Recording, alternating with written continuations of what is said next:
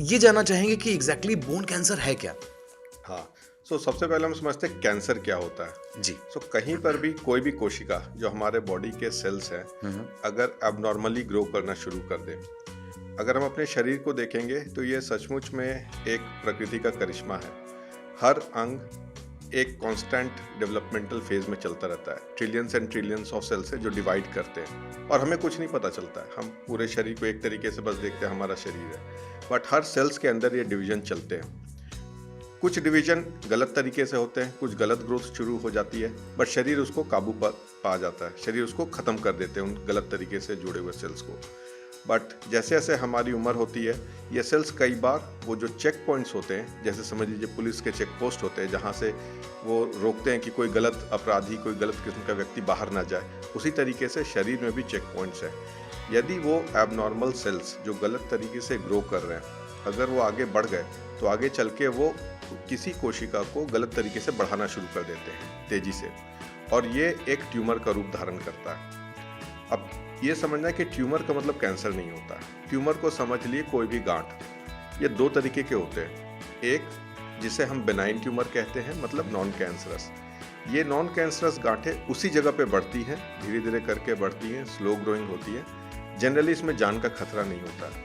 मगर जो दूसरे प्रकार के एग्रेसिव टाइप के ट्यूमर होते हैं, इसे हम कैंसर कहते हैं, सिंपल टर्म्स में कैंसर। ये उस जगह को तो खराब करती ही है, इसके अलावा शरीर में दूसरी जगह पे भी फैल सकती है, जैसे लंग्स में, लिवर में, किडनीज में या अन्य अंग में, और ये जानलेवा साबित होती है यदि इसको समय से इलाज ना किया जाए। तो ये एक बेसिक स्ट्रक्चर है जिससे हम समझते हैं कि ट्यूमर क्या है, बेनाइन एंड मैलिग्नेंट या कैंसरस।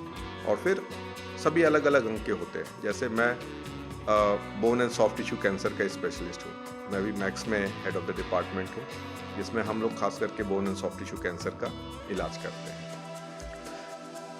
सर, आसान भाषा में अगर कहा जाए, जैसा कि आपने कहा कि वो अपने बैरियर्स को क्रॉस करते हैं जी, और जो लोग हमें अभी देख रहे होंगे उनके दिमाग में तुरंत से एक बेल बजी होगी, आखिर वो बैरियर्स क्या हैं, ये बॉडी में डेवलप कैसे होते हैं? जी। सबसे बेसिक बात होती है कि इसे हम कहते हैं जेनेटिक म्यूटेशंस। हमारे शरीर में सेल्स होते हैं, उसके अंदर डीएनए होते हैं, और वही हमारे डीएनए हर शरीर के हर भाग को कंट्रोल करते हैं। जैसे हमारी त्वचा का कलर, बालों का स्टाइल, आंखों का कलर, हर चीज़ एक जेनेटिक में इनकोडेड है। एक इनकोड किया हुआ डेवलप किया जाता है जेनेटिक में, जो एक जनरेशन से दूसरे जनरेशन में पास ऑन होता है। ये सेल्स जब डिवाइड करते हैं और कहीं पे कोई जेनेटिक एबनॉर्मेलिटी आती है, जिसे हम कहते हैं जेनेटिक म्यूटेशन, वो म्यूटेशन का मतलब है उसमें अप्राकृतिक बदलाव। तो वहाँ पर वो नॉर्मल जो सेल्स के ग्रोथ होने चाहिए थे, वो ना करा के वो उसको बढ़ावा दे देता है। तब जाकर के ये म्यूटेशंस हैं जिसके कारण आगे चल के कैंसरस डेवलपमेंट हो जाते हैं। पॉसिबिलिटी है कि अगर हमारे फैमिली में किसी को इस तरह का कैंसर या कैंसर का कोई भी वेरिएशन अगर हुआ है तो नेक्स्ट वाली पीढ़ी को हो सकता है कैंसर? जी, ये संभावना होती है, और ये हर कैंसर का अलग अलग है। मतलब अगर हम बात करें तो सबसे कॉमन कैंसर्स हो गए इंडिया में, जैसे मेल्स में देखते हैं हम लोग ओरल कैंसर, जो कई बार जिसमें एक्सटर्नल फैक्टर्स इन्वॉल्व होते हैं, जैसे कि तंबाकू खाना, सिगरेट, स्मोकिंग, अल्कोहल, इन सब चीज़ों का रोल है।